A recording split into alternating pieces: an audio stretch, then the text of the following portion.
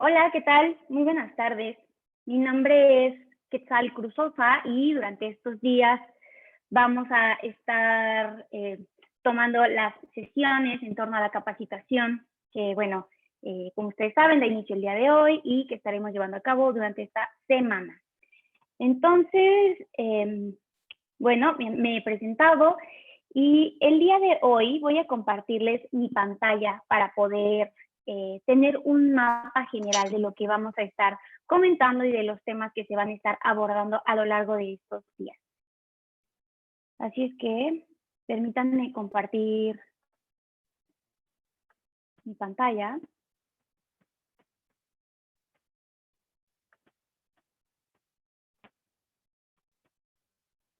Y listo. Sí la pueden ver, ¿verdad?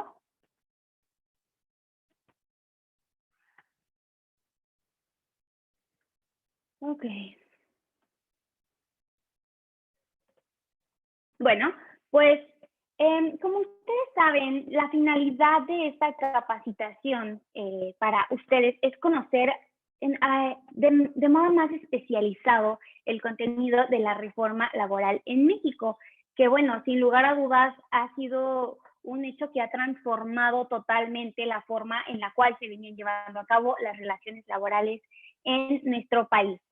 Y bueno, como tal, la reforma laboral está pues adornada o tiene alrededor diversos aspectos que es relevante conocer y que parecería a veces que no necesariamente tendríamos que saberlos, pero que como vamos a ver a lo largo de esta sesión y la cual espero que les sea de gran utilidad para su actividad como funcionarios públicos, pues sí tiene bastante relación. Entonces, bueno, ¿cuáles son, por ejemplo, estos temas? Justo aquí están. Y lo que vamos a estar abordando en estos días es los derechos humanos laborales, los antecedentes de la reforma y el contenido de la reforma para poco a poco ir inclinando todo hacia el área de la conciliación. En ese sentido es que, bueno, pues el tema con el cual me gustaría dar inicio a esta charla es los derechos humanos laborales. Y bueno, la realidad es que como ustedes saben, el tema de derechos humanos es un tema que se encuentra vinculado a diversas áreas del derecho y la parte laboral no es la excepción. ¿Qué quiero decir con esto? Pues que necesariamente en el contexto de ahora todas y todos los abogados, seamos unos servidores públicos, tenemos el deber de conocer esta materia porque está íntimamente vinculada con todas las demás. Así es que eso me lleva a comentar en primer lugar que para efectos de esta clase vamos a estar hablando de los derechos humanos laborales desde dos perspectivas. La primera de ellas es de la propia Organización Internacional del Trabajo y, por otra parte, vamos a estar hablando del Sistema Interamericano de Derechos Humanos. Asimismo, bueno, si alguien tiene alguna duda o algún comentario en torno a la charla, me gustaría pues conocerlo y ya sea que puedan mandar un mensaje o señalar sus dudas a lo largo de esta conversación. Así es que, bueno, como bien les venía comentando, las dos áreas en las cuales vamos a trabajar son estas y en primer lugar me gustaría hacer énfasis en la Organización Internacional del Trabajo.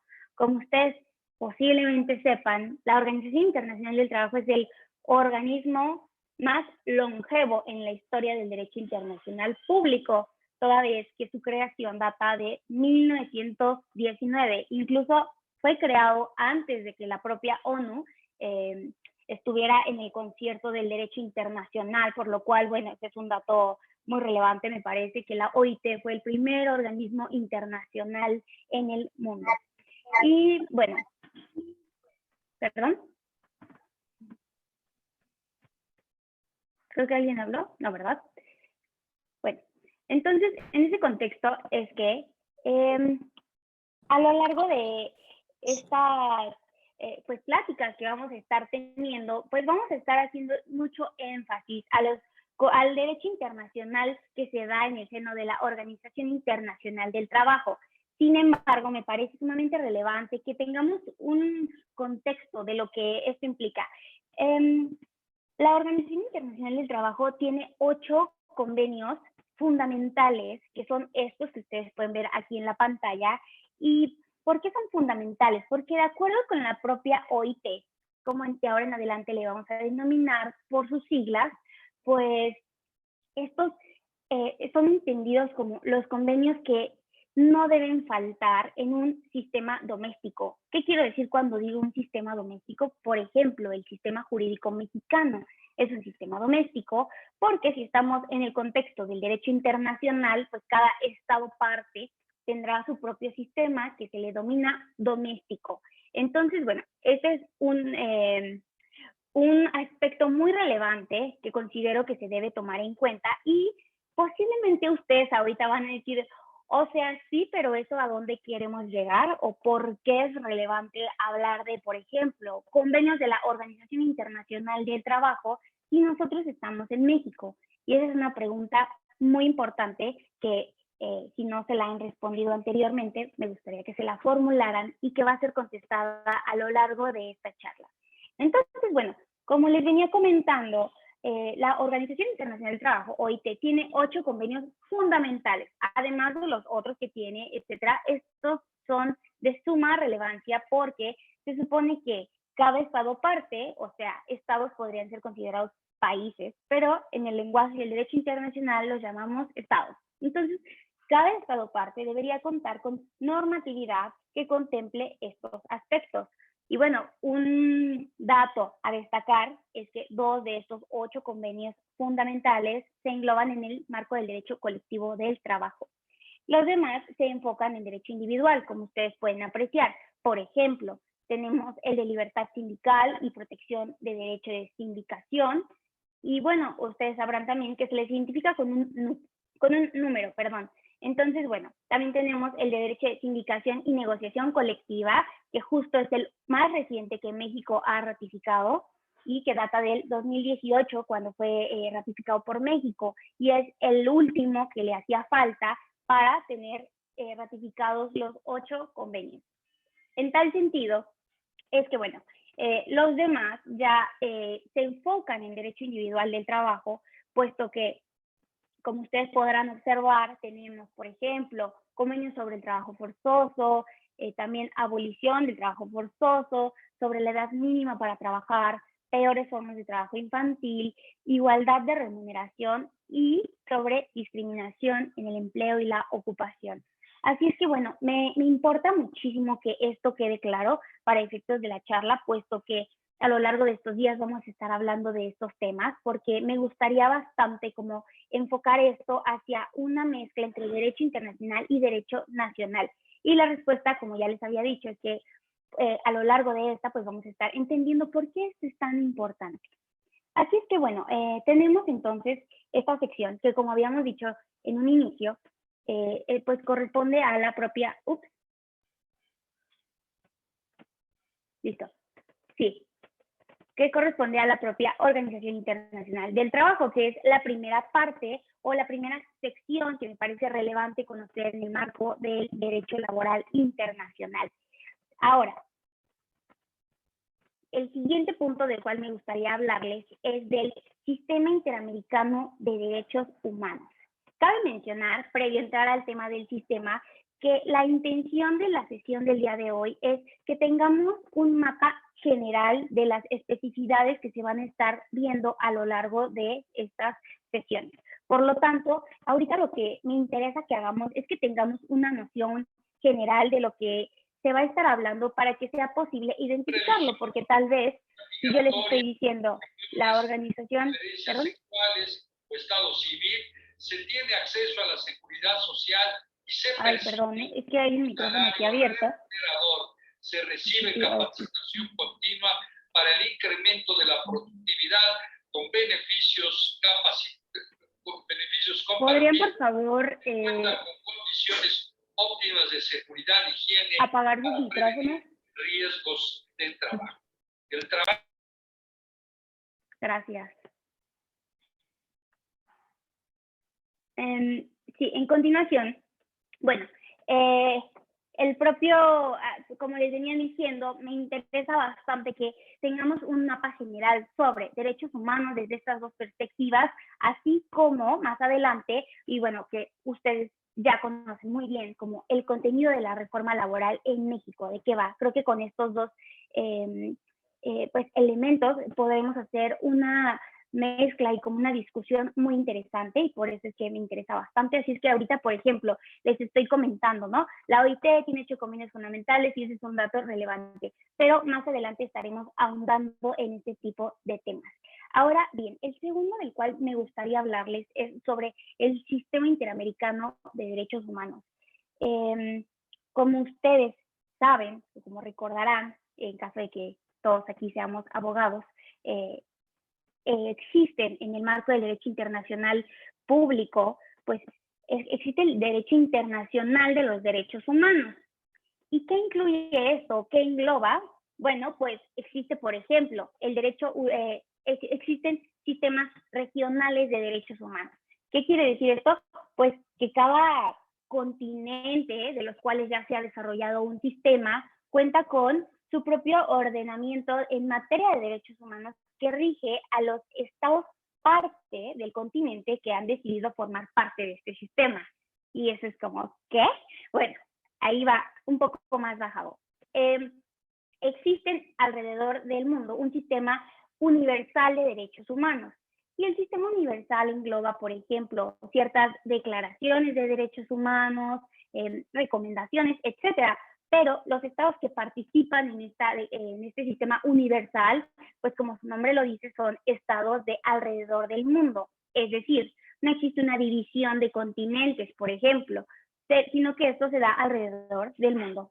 Y bueno, ¿qué sucede, por ejemplo, con América, ¿no? Que México es parte del continente americano y entonces pues, formaría parte de un sistema de derechos humanos. La respuesta es sí, y este es el Sistema Interamericano de Derechos Humanos, porque tenemos, como ya dijimos, el sistema universal, pero independientemente del sistema universal, contamos con sistemas regionales de derechos humanos, que como ya se dijo, pues depende del estado o país del que estemos hablando, sería, bueno, a cuál pertenece cada estado. Y México, claramente, por su posición geográfica, pertenece al Sistema Interamericano de Derechos Humanos. ¿Qué otro sistema regional de derechos humanos tenemos? Bueno, pues como ustedes saben, existe el europeo, existe el africano, el asiático no existe todavía, pero bueno, se dice que está en proceso de construcción, esperemos que sea así próximamente, pero bueno, por ahora los sistemas que se encuentran consolidados regionalmente hablando son estos tres, el interamericano, el africano y el europeo. Ahora bien,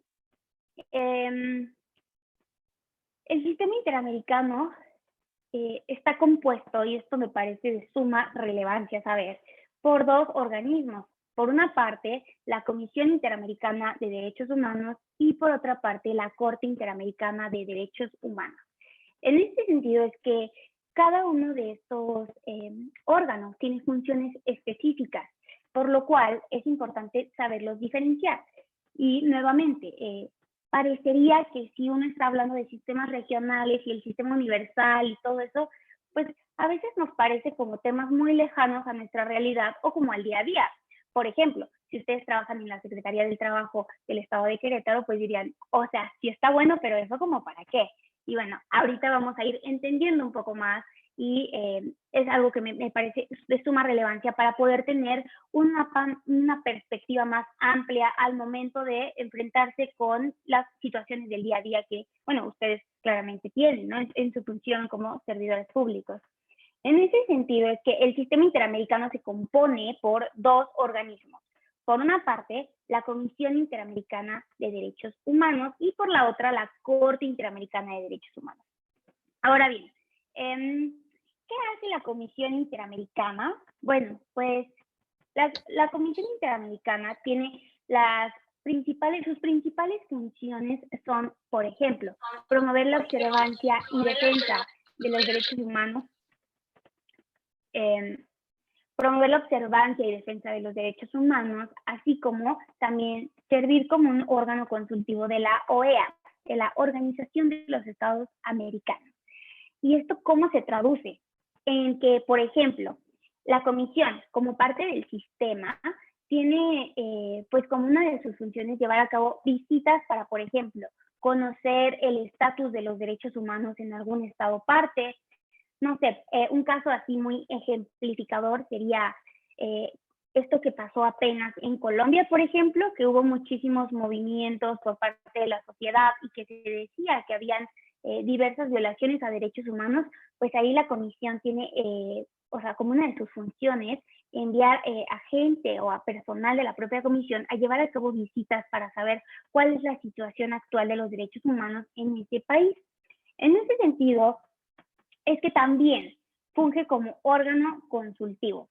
Y aquí me gustaría hacer una pequeña pausa respecto de las funciones para hablar un poco más del sistema y entonces unirlo con esta parte de ser un órgano consultivo. En el sistema interamericano existe un marco normativo. Por ejemplo, así como en México tenemos todo un sistema normativo que incluye, por ejemplo, la constitución política, las leyes generales, las leyes federales, la ley federal del trabajo, etcétera, pues en el sistema interamericano es algo muy similar. Contamos con un sistema normativo en el cual encontramos, pero bueno, ahí se llaman distinto, por ejemplo, no se llama constitución o no se llama ley general, sino que tiene denominaciones distintas, pero al final forman parte de su sistema normativo. ¿Cuáles serían algunos ejemplos de estos instrumentos? Pues serían, por ejemplo, alguna declaración, algún protocolo, alguna convención. Por ejemplo, la Declaración de Derechos Humanos o la Convención Americana sobre Derechos Humanos, que es uno de los documentos base del sistema. Entonces, bueno, en este contexto es que contamos con diversos ordenamientos y, como ustedes recordarán de sus clases de Derecho Internacional, en el marco del Derecho Internacional contamos con dos tipos de normatividad. Por una parte, el soft law, que en inglés se le dice así, que es como derecho suave, y por otra parte el hard law, que significa derecho pues duro, ¿no? Como su nombre lo dice, pero bueno, así se les conoce como en el marco del sistema del derecho internacional público. Y en ese sentido es que ¿qué significa, por ejemplo, el soft law? Significa que no se trata de un derecho estricto y coercitivo, como por ejemplo nosotros por nuestra tradición jurídica, pues claramente eso es lo que entendemos por derecho, ¿cierto? O sea, no estamos acostumbrados, por ejemplo, a un sistema como el common law, que es el que se usa en Inglaterra o en Reino Unido o en Estados Unidos, por ejemplo. En ese contexto es que si contamos con esta vertiente que es denominada como soft law, eso quiere decir que es un derecho suave, es decir, no es coercitivo, o sea, se debería de adoptar lo que se señala en este tipo de instrumentos, pero no es necesariamente obligatorio. A diferencia del hard law, en el cual, pues como su nombre lo indica y como posiblemente pueden inferir, se trata de derecho duro, estricto, coercitivo, en el cual si un Estado ya ratificó X instrumento, eso significa que lo tiene que obedecer, o sea, no se trata de que si quiere o no, sino que es una obligación. Entonces, bueno, en este contexto es que, volviendo un poco a las funciones de la Comisión Interamericana, por ejemplo, servir como órgano consultivo de la OEA es una de sus funciones. ¿Y qué significa eso? Bueno, pues que la comisión emite opiniones consultivas, es decir, pues como su nombre lo dice, opina respecto de ciertos temas. Y como ahorita les voy a dar un ejemplo que me parece muy interesante y que estoy segura que les va a interesar como seguirle la pista. Pero antes de eso voy a pasar a las funciones de la Corte porque está pues sumamente vinculado uno con otro. Entonces, las funciones de la Corte Interamericana, que me parece esencial señalar que, por ejemplo, cuando estamos hablando de la Comisión Interamericana, que es la que acabamos de señalar, siempre se va a abreviar así como está en la pantalla, como CIDH. En cambio, cuando hablemos de la Corte, pues siempre vamos a decir Corte IDH. Eso es como esencial para saber de qué órgano estamos hablando. Entonces, bueno, pasando a las funciones que tiene la Corte, estas son, pues como se puede presumir por el nombre de Corte, estas son contenciosas. Pues seguramente ustedes escuchan que dicen, no, la Corte Interamericana emitió X sentencia en tal, ¿no? O la Corte Interamericana, no sé, va a tener una audiencia pública sobre X asunto. Entonces, bueno, pues esta es una de las funciones contenciosas que la Corte tiene en su día a día. Estas funciones cabe mencionar que se encuentran previstas justo en la Convención Americana sobre Derechos Humanos.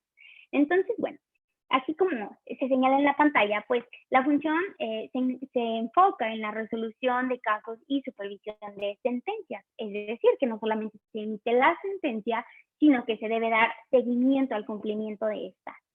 Ahora bien, otra de sus funciones es la de dictar medidas provisionales, pues en algún caso en el cual se presuma que se están violando los derechos humanos de alguna persona. Y por último, la consultiva. Y aquí es en donde me gustaría hacer un énfasis muy interesante y espero que esto despierte su inquietud. Porque, por ejemplo, en el 2019, la Comisión Interamericana envió una solicitud a la Corte Interamericana respecto de una opinión consultiva que se tiene que llevar a cabo. ¿Se acuerdan que habíamos dicho? La comisión tiene una función consultiva, pues esta función consultiva se puede llevar a cabo pidiendo la opinión de la Corte. Es decir, la comisión le dice, Corte, necesito tener una opinión consultiva, es decir, el contenido de X derecho o de X libertad. Y entonces la Corte toma la misión, convoca y lleva a cabo todo el procedimiento de opinión consultiva. Y esto me parece interesante porque muchas veces escuchamos que la Corte dictó X sentencia y siempre me parece que se le da como un lugar muy único a la función contenciosa, pero también hay otras que me parece que son sumamente interesantes, como esta que es la consultiva, por ejemplo. Y justo en el año 2019, bueno, la comisión requirió a la Corte que emitiera su opinión respecto de la libertad sindical en el sistema interamericano. Y eso me pareció sumamente interesante. Entonces, bueno, la comisión solicita la opinión de la Corte y la Corte, como ya les decía, pues toma esa encomienda y entonces convoca o sea, independientemente del trabajo que pues la propia Corte tiene que hacer de determinar cuál es la opinión consultiva de la libertad sindical en el contexto del sistema interamericano, pues además de eso convoca a personas que quieran participar en esta dinámica. ¿A qué tipo de personas? Pues a todo tipo, por ejemplo, a universidades, a los propios estados parte, a quién más, a la sociedad civil, a la academia, a incluso personas físicas, o sea, como si alguien en lo individual quiere opinar, adelante, ¿no? Entonces, en este contexto es que, pues en ese entonces se buscaba conocer el contenido de la libertad sindical, porque miren qué interesante. Ahí la comisión decía, conocemos de cierta manera el contenido de la libertad sindical por los parámetros que la OIT, de la cual ya hablamos, ha emitido. Y sabemos que, por ejemplo, existe pues la libertad sindical positiva, negativa, etcétera. Pero en el sistema interamericano no tenemos un contenido del derecho, toda vez que por nuestro pues sistema o contexto particular, pues no lo conocemos, ¿no? Entonces necesitamos saber qué significa libertad sindical en nuestro contexto interamericano. Entonces, bueno, ahí la Corte, pues les digo que toma la misión, entonces convoca a muchísimas pues actores, ¿no? Para esta dinámica. Y entonces, bueno, se participó y todo. Yo tuve la gran oportunidad de estar ahí y de participar con un tema. Entonces, fue sumamente interesante porque, por ejemplo, quiero dejar esto sobre la mesa y, bueno, me daría muchísimo gusto que pudieran hacer sus reflexiones y me las puedan compartir. Porque decían, ok, el contenido de la libertad sindical debe incluir, por ejemplo, ¿no?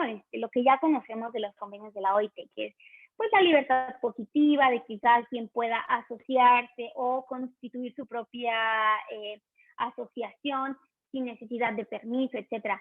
Y entonces en el público había una asociación que representaba a trabajadoras sexuales. Entonces justo la participación de esta asociación estaba dirigida a que se les tomara en cuenta, o sea, lo que ellas querían era que en el contexto del sistema interamericano existiera o se incluyera a este tipo de trabajo.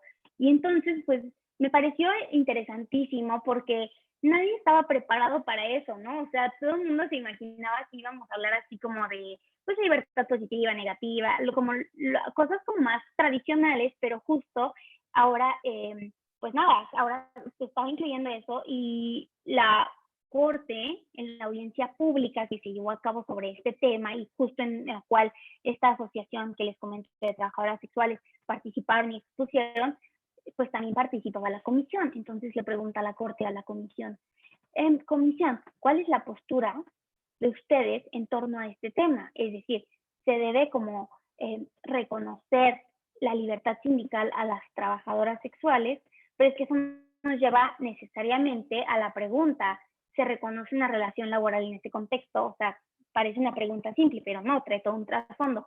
Y entonces la comisión dice, pues, es un tema que habrá que ver, o sea, todas las personas tenemos derechos, la universalidad de los derechos humanos, etcétera, y bueno, como que se salió por la tangente, pues porque creo que como no estábamos, o sea, no se estaba preparado para esa respuesta, y actualmente se encuentra en proceso la determinación, como ya el resultado final de esta opinión consultiva.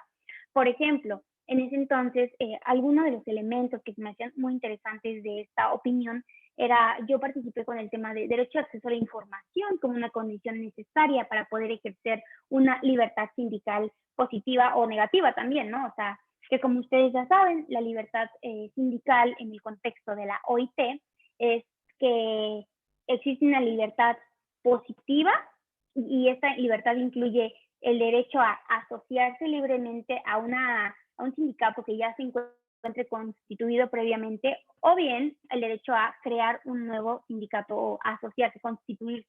Es decir, ir a uno que ya existe o yo constituir el mío, etc. Entonces, esa es la positiva, mientras que la negativa, por el contrario, es me abstengo de pues, llevar a cabo este derecho. O sea, lo tengo, pero decido no ejercerlo por X o Y razón. Puede ser que no me convenza ninguno de los sindicatos o puede ser que no me interese constituir, etcétera.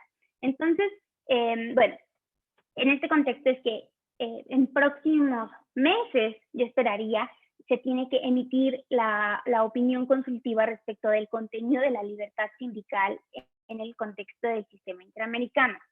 Así es que, bueno, estos, por ejemplo, son algunos de los pues temas que me parecen muy interesantes y bueno, pues como ustedes saben, la función contenciosa es la más conocida y la que más vemos, ¿no? Día a día, pero también me parece interesante conocer las otras funciones con que se cuenta. ¿Y esto por qué? Pues porque al final, por ejemplo, tanto las sentencias que la Corte Interamericana emite, que como ustedes saben, en el marco del derecho internacional y del sistema interamericano, se denomina jurisprudencia internacional, ¿cierto?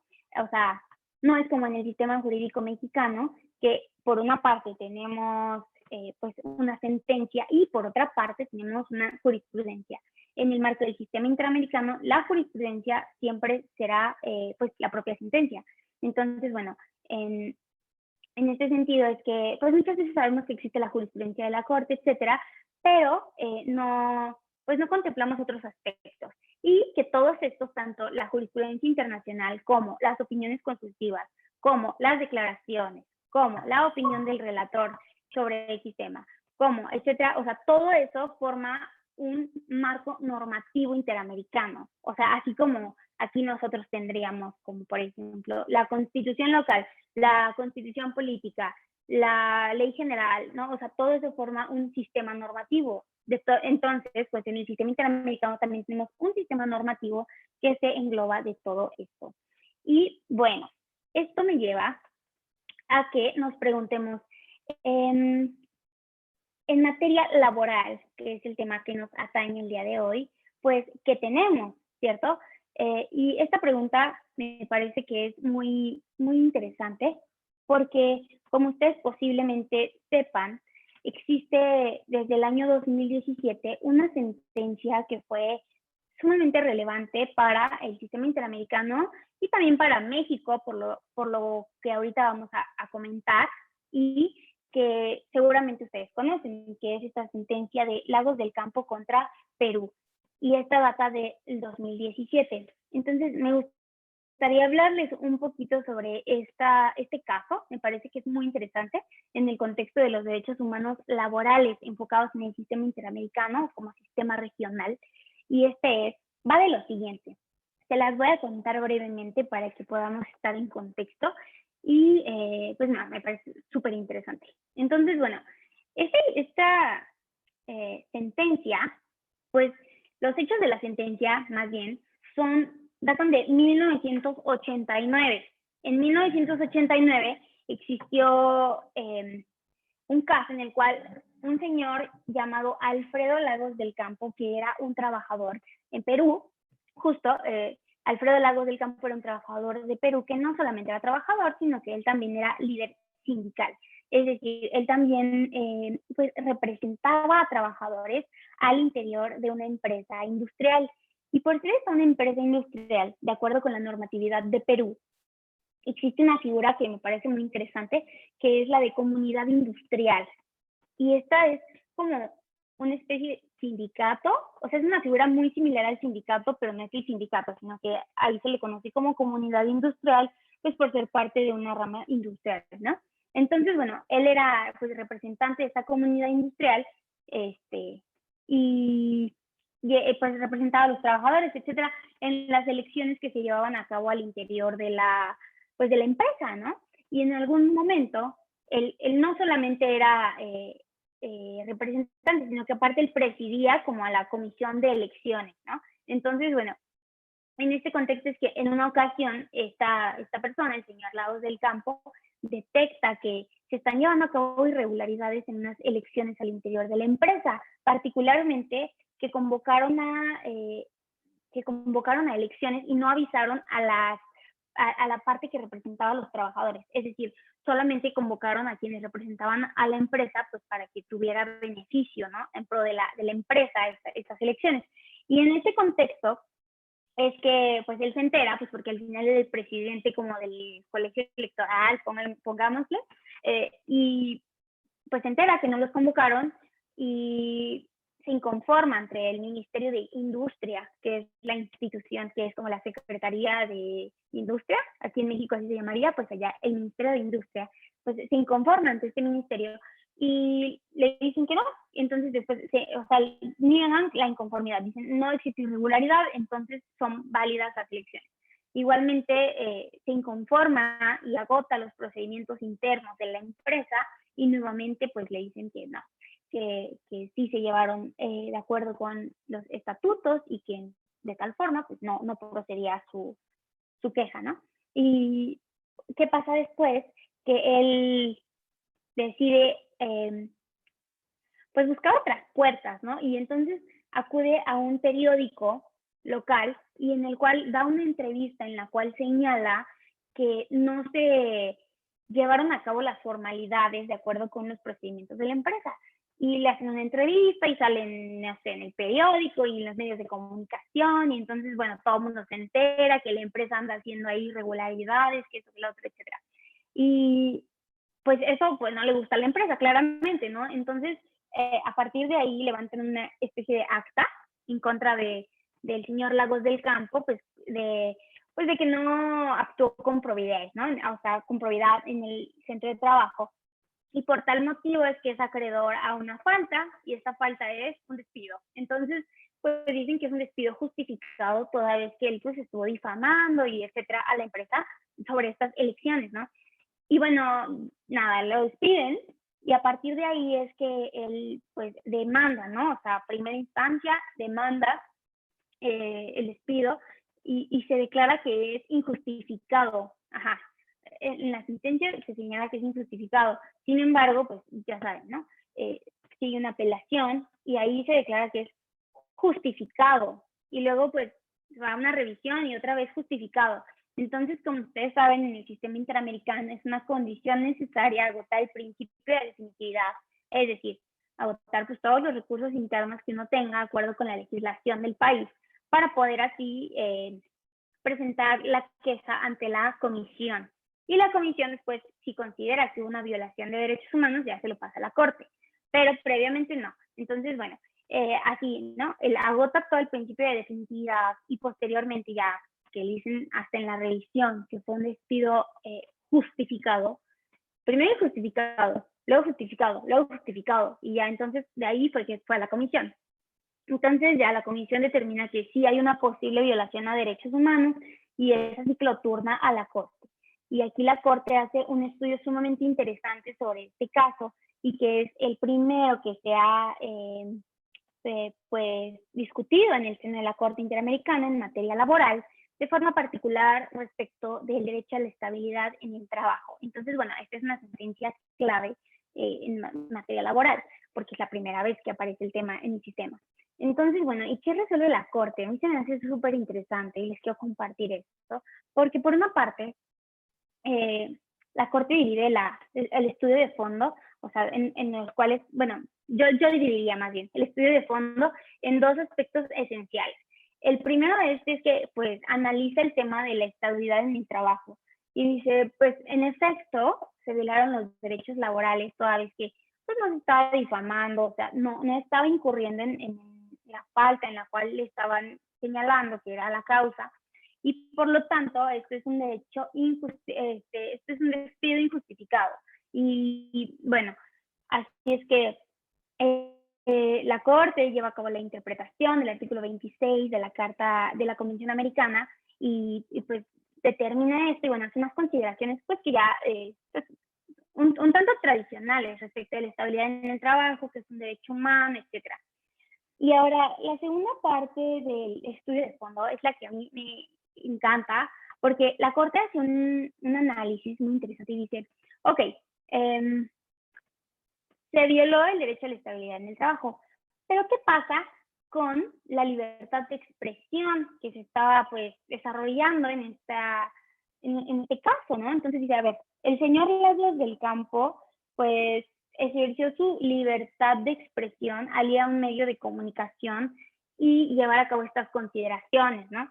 Y dice, y al momento en el cual lo despiden por estar ejerciendo esta libertad, pues es como que están coartando su libertad de expresión. Entonces, no solamente hay una violación al derecho humano a la estabilidad en el trabajo, sino que también se está coartando la libertad de expresión. Y no solamente se está coartando la de él, sino que si consideramos que él representa pues, a todas estas personas trabajadoras, pues entonces es como una violación sistémica a la libertad de expresión, porque él, al ser la voz de los demás, pues habla por ellos. Y si a él lo coartan, entonces también coartan a los demás. Entonces, a mí me parece pues muy interesante porque la Corte entonces resuelve que se viola, pues ya dijimos, ¿no? Derecho a la estabilidad por un lado y por otro lado la libertad de expresión del señor Lagos del Campo, así como de todas las personas a las cuales él representaba. Entonces, bueno, este es un estudio de fondo que está súper interesante, me parece muy pues muy emblemático en el contexto de la Corte y que pues tal vez ustedes otra vez digan, eso pasa en Perú, ¿por qué nos importa? Pues sí nos importa y mucho, por lo que ahorita vamos a comentar, pero me pregunto si alguien tiene alguna duda o algún comentario en este momento sobre estos temas. ¿No? Ok, ya.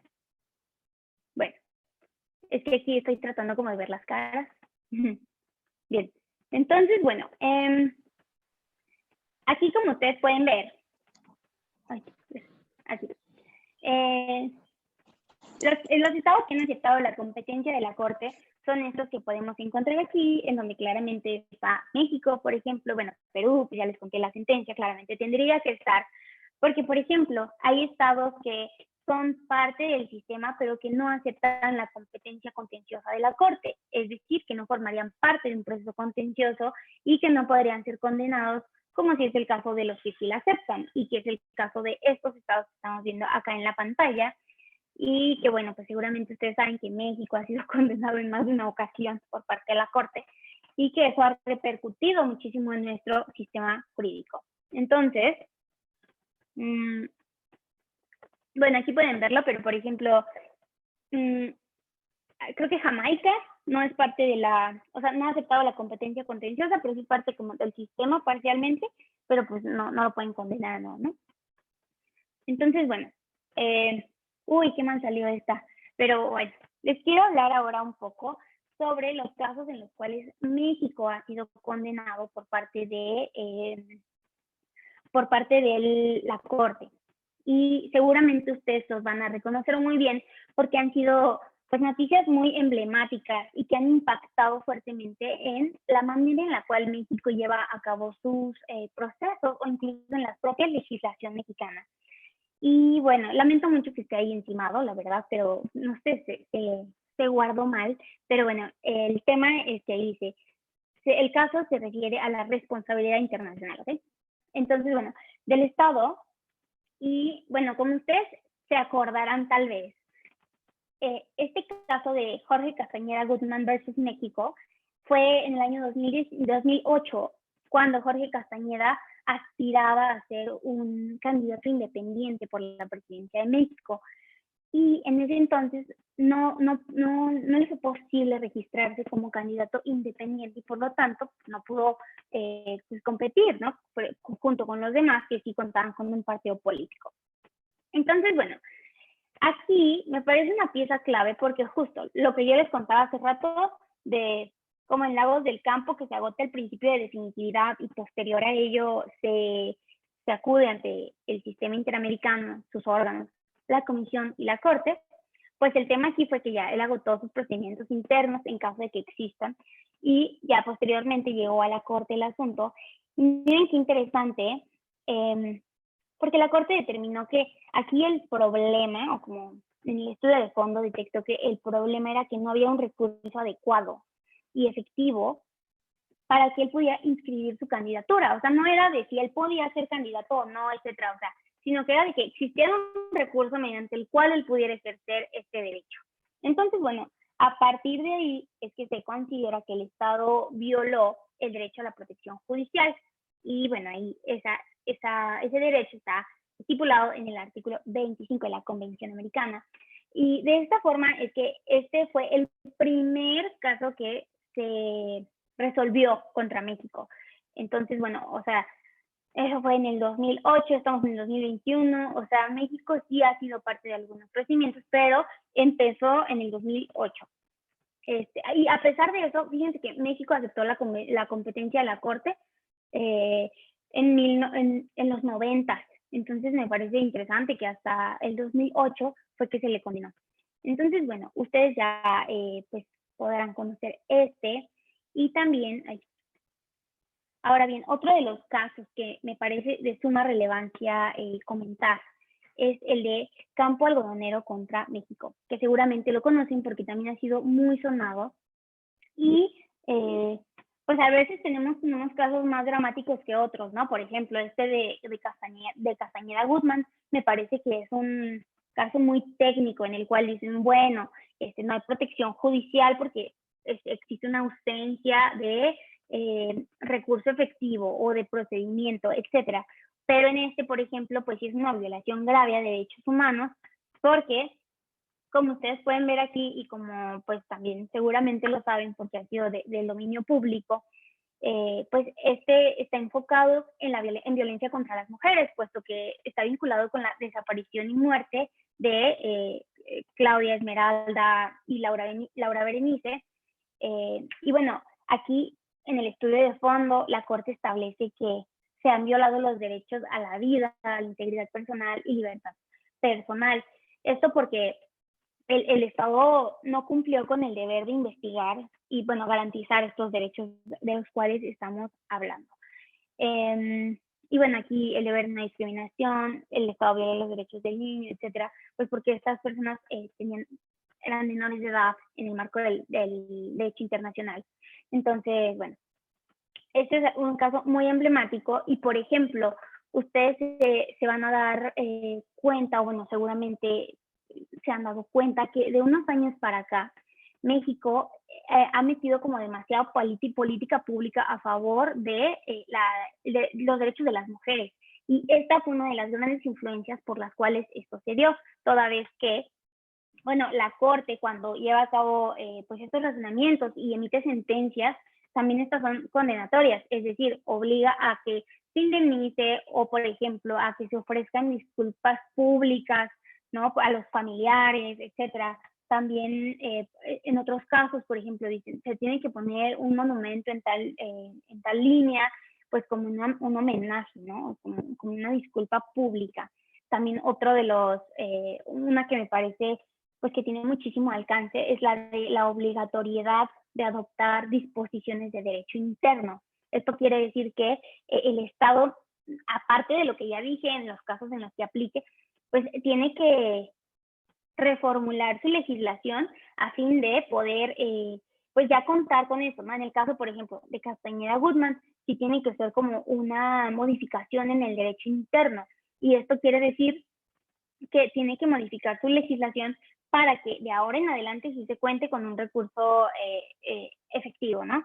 O, por ejemplo, en este caso decía, en este de Campo Algodonero, una de las sentencias era que debía de difundir información y de capacitar a los servidores públicos, etcétera, o sea, como para que hubiera todo un cambio contextual y como un cambio de mentalidad, entonces había que hacer muchísimo a favor del tema y bueno, a fin de erradicar y prevenir la violencia contra la mujer.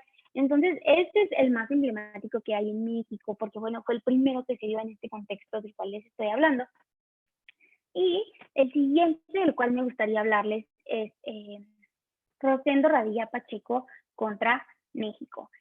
Y este me parece que es, pues, sí, uno de los más importantes por los antecedentes de este caso, que seguramente ustedes ya también pues, han escuchado porque fue muy sonado y me parece que gran influencia del contexto en materia de derechos humanos que hoy en día vivimos es a raíz de este caso. Pero antes de continuar, ¿alguien tiene alguna duda o comentario? Que aunque luego estoy en la pantalla y no veo qué más hay.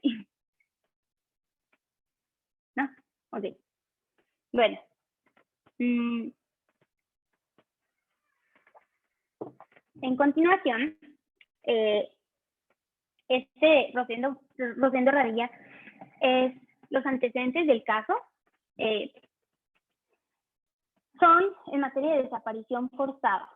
Es decir, cuando las Fuerzas Armadas intervienen en la desaparición de una persona.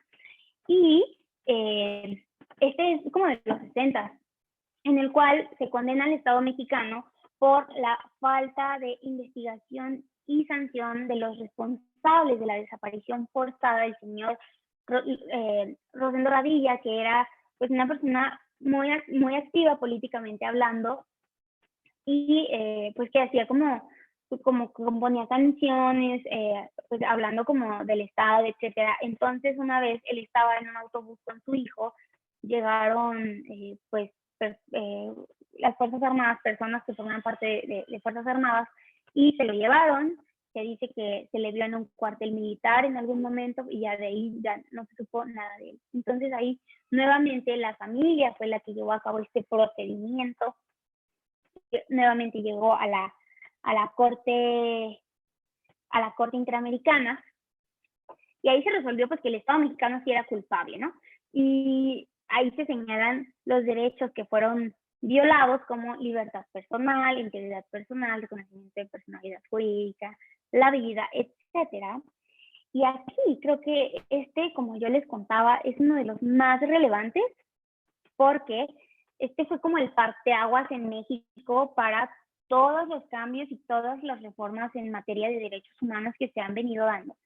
¿Qué quiere decir esto? Pues que a partir de ahí, pues la Corte Interamericana pues se alertó muchísimo sobre la situación en esta materia en México.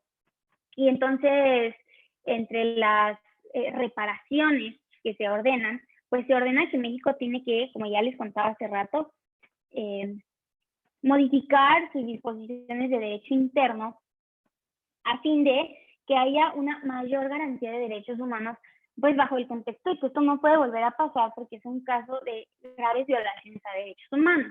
Y entonces es a partir de aquí que, pues que en México se da todo un nuevo escenario en materia de derechos humanos porque este es el antecedente a la reforma en materia de derechos humanos de junio del 2011, que como ustedes saben, pues es emblemática en nuestro país, puesto que a partir de esta reforma, pues cambia todo el sistema jurídico mexicano, ¿no? O sea, partiendo desde la Constitución política, se reforman el artículo primero, que es clave en todo esto, también el 133 respecto de la supremacía, de pues, qué normas van a ser las que sean normas supremas en México, etcétera, ¿no? Pero eso ahorita lo vamos a ver. Entonces, bueno, Rosendo Radilla Pacheco es un caso emblemático porque es la puerta al nuevo contexto en materia de derechos humanos en México. Y ahora voy a proceder a contarles, pues, de qué fue todo esto y por qué es importante. Creo que aquí ya es donde me parece que es de suma relevancia tomar en consideración al sistema interamericano, puesto que tiene una mega influencia en nuestro día a día y en nuestro sistema jurídico. En ese sentido, es que como les estaba contando, pues se da la reforma constitucional en materia de derechos humanos, ¿no? En junio del año 2011. Y como ustedes se acordarán de cuando estudiaban Derecho, en caso de que estudiaran Derecho, porque ya ni pregunté si habían abogados todos o no, pero bueno, cuando uno estudia Derecho sabe que previo a la reforma, claro, el 2011, como que la pirámide, o como, sí, la jerarquía normativa más bien clásica, pues era esta kelseniana, ¿no? En donde ya saben que teníamos la pirámide y la norma suprema, existe esta figura de supremacía constitucional, en la cual la Constitución es la norma suprema y todo se tiene que ceñir pues a lo que la propia Constitución señale. Entonces, bueno, eso es lo que se había conocido y que creo que mucho como de, pues sí, como la dificultad a veces de adoptar como todas estas nuevas disposiciones en materia de derechos humanos es porque crecimos o más bien nos formamos mucho con este sistema, ¿no? Y a veces es un poco complicado como cambiar el chip y ahora pensar como que ya no existe eso, sino que existe otra cosa. Y ahí pues la pregunta es, ¿y ahora qué existe entonces? Pues les voy a contar. A partir de la reforma constitucional, en el artículo primero constitucional se establece que tanto las normas que se encuentran en la Constitución política, así como los tratados internacionales en materia de derechos humanos y la jurisprudencia internacional va a ser la norma suprema o aquella normatividad en materia de derechos humanos. Y esto, pues, ¿qué quiere decir? Pues que ya entonces la figura que yo les estaba contando de jerarquía, de pirámide, pues ya no existe, ¿no? Sino que ahora lo que existe es ya no existe la pirámide, se le cayó la parte de arriba y como el piquito. Entonces ahora tenemos como 3 elementos que forman parte de esto y a esto se le denomina el bloque de constitucionalidad, que como pueden ver acá en la pantalla, pues ya no solamente es la Constitución, sino que ahora hay más elementos. Y esto creo que es esencial conocerlo, no importa la materia en la cual nos desempeñamos, porque a final de cuentas, pues esto es como una nueva manera de entender el derecho en el marco del sistema jurídico mexicano, a mí me parece, y por lo tanto es esencial, ¿no? O sea, creo, saber este tema y, o sea, conocer cómo se relacionan hoy en día las normas en materia de derechos humanos y también en materia de no derechos humanos, porque también tienen un nuevo lugar, ¿no?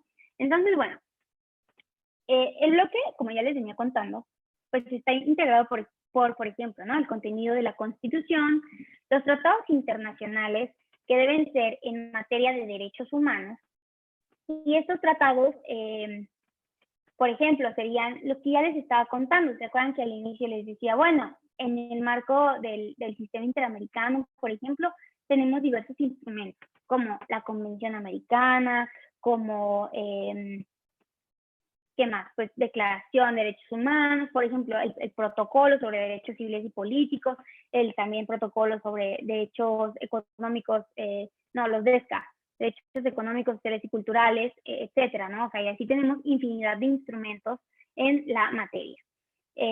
También, por ejemplo, aquí entrarían los convenios fundamentales y bueno, también los no fundamentales, ¿no? Pero siguiendo un poco la línea que estábamos tomando al inicio, los convenios de la OIT que buscan garantizar derechos humanos, pues también estarían en pues en este bloque, ¿no? O sea, en la parte de tratados internacionales, porque al final, pues todos estos son tratados.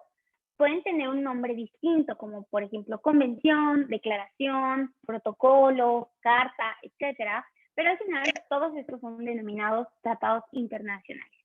Entonces, continuando, la jurisprudencia internacional, pues también está a la par, como ustedes pueden ver, y pues como justo les estaba comentando hace un momento, la jurisprudencia internacional no es otra cosa que las sentencias.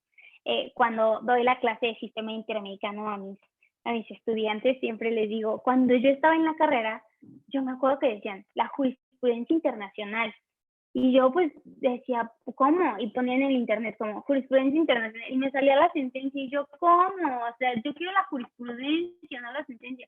Y ya hasta que un día, después de muchísimo tiempo, alguien me explicó que la jurisprudencia y la sentencia son lo mismo y ya pues me ahorró muchísimos dolores de cabeza buscando una jurisprudencia que yo me imaginaba que era como la mexicana, por ejemplo, ¿no? Y entonces, bueno, pues en este caso la jurisprudencia es pues la propia sentencia. Entonces, el contenido de la sentencia es vinculante. Entonces, por ejemplo, cuando uno hace algún alegato en materia de derechos humanos, en este caso laborales, pues tomaría las consideraciones que la propia Corte ha hecho en un estudio de fondo para poder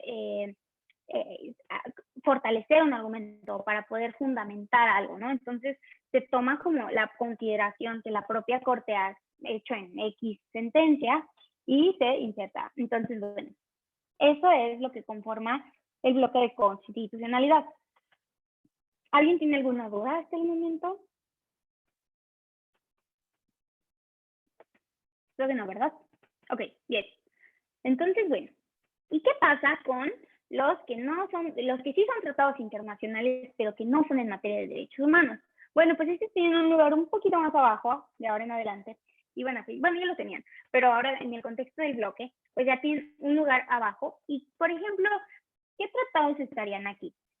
A lo mejor un ejemplo de esto podría ser el famoso TEMEC, que bueno, como ustedes saben, está enfocado en pues un área comercial, no necesariamente, pero por ejemplo, como ustedes sabrán, pues el propio TEMEC tiene un apartado de derechos laborales que si ustedes lo analizan, pues sí se encuentran derechos humanos laborales que pues me parece muy relevante rescatar. Entonces, bueno, habría que identificar la norma específica para poder decir, esto sí se trata de un tratado internacional en materia de derechos humanos o este no es de derechos humanos, etcétera. Entonces, bueno, en este contexto es que un TEMEC, por ejemplo, iría abajito, ¿no? Pero no todo el TEMEC, o sea, sino como solo las partes que no comprenden derechos humanos, que son preponderantes, pero no todas, ¿no? Posteriormente, pues, ya lo que ya conocíamos, ¿no? Leyes generales, leyes federales, etcétera, y como todo hacia abajo. Pero lo que es de suma relevancia, pues, tomar de esto es que ahora existe un bloque y ya no la pirámide como la conocíamos anteriormente. Y bueno, esto me lleva a un punto que es muy interesante porque cuando se dio la reforma y cuando estábamos pues en este nuevo contexto de reforma laboral, pues habían dudas, ¿no? Porque era como todo un cambio de paradigma en torno a los derechos humanos en México. Y pues algunas de las dudas, justo como yo les decía, me parece que si, o sea, en toda la historia del sistema jurídico contemporáneo que conocemos, habíamos sabido que la pirámide era la pirámide y ya, pues, o sea, me parece que es como muy extraño como cambiar todo eso, ¿no? Entonces justo habían muchas dudas en torno a esto, como la interpretación, o sea, como qué se va a hacer, etcétera. Y bueno, al respecto, la Suprema Corte de Justicia de la Nación de México, ya bajándonos un poco más a México, pues resolvió algunos casos que eran sumamente relevantes, ¿no?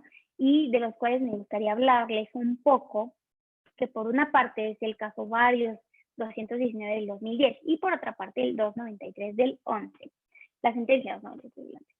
Entonces, bueno, en el primero de estos, que es el Varios 219 del 10, se señaló que, pues a partir de todo este antecedente de Rosendo Radilla y también de, pues, este antecedente de la reforma, que ya estábamos en este contexto, etcétera, se dijo, bueno, las sentencias de la Corte, pues derivado de todo esto que ya dijimos, de la competencia contenciosa y de las reparaciones que se señalaron que el Estado mexicano debía de cumplir en torno al caso, dijeron, son obligatorias, o sea, es que no se trata de que si sí queremos o no queremos, se trata de que, pues toda vez que aceptamos una competencia contenciosa, pues tenemos que obedecerla.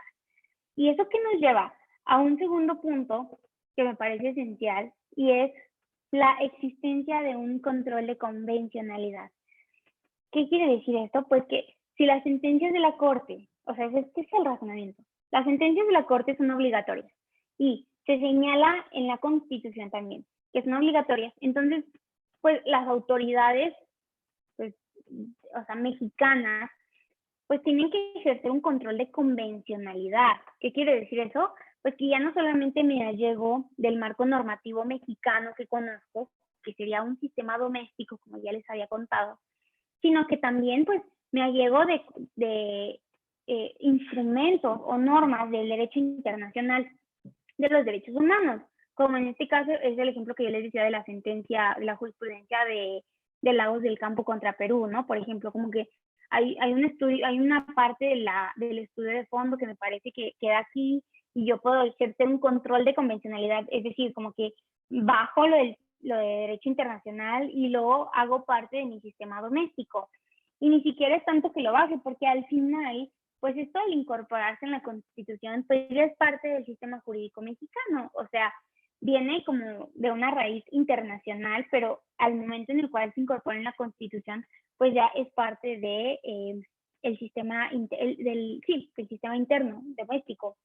Así es que bueno, respecto al control de convencionalidad se hace esta alusión.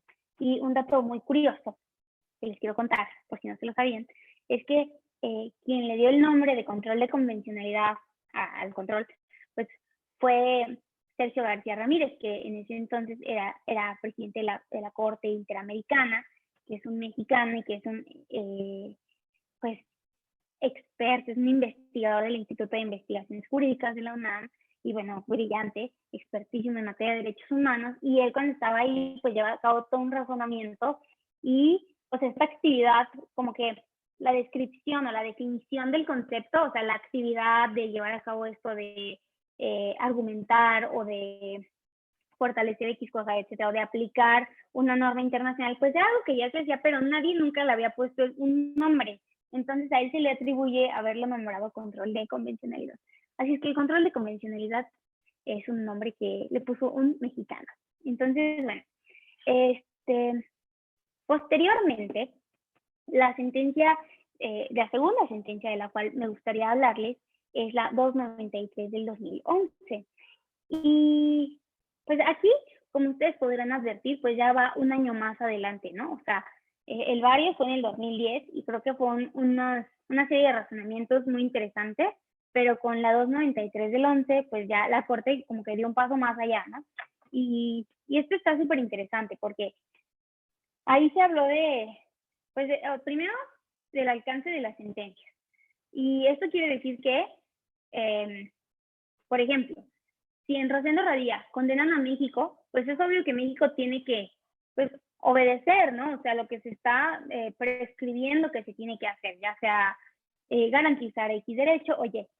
Sin embargo, aquí la pregunta es, ¿qué pasa cuando, por ejemplo, condenan a Perú, ¿no? En el Lagos del Campo contra Perú que yo les contaba. ¿Qué pasa si condenan a Perú? O sea, y justo, ¿no? Yo les decía, o sea, sí, pero yo estoy en México, o sea, como eso no me afecta, ¿no? Como a mí como México. Y ahí la Corte dice, no, sí afecta, porque las sentencias que se emiten en el contexto del sistema, o sea, no son obligatorias solamente en lo que a México respecta, sino que estas son vinculantes sin importar el país parte. Es decir, si condenan a Perú, pues entonces al final es como que a México también le aplica lo que se está diciendo en el marco de pues de esa sentencia, ¿no? Entonces, sí es vinculante para México lo que pase en otros lados. Y me parece sumamente interesante porque, por ejemplo, el otro día tuve la oportunidad de hablar en un foro con unas personas de criminalística, algo así, y justo pues me preguntaban de este tema, ¿no? Porque ellos decían, bueno, es que qué interesante, porque entonces parece que en el caso de ellos, ¿no? Así como de el fenómeno criminal, pues ya no solamente le compete, o sea, ya no solamente se debería de estudiar pues en el contexto regional o más bien en el contexto pues local, ¿no? De tu país, sino que ya va más allá y, o sea, casi que lo que pasa en Perú, o sea, qué interesante estudiar lo que pasa allá porque al final pues también le compete a México, ¿no?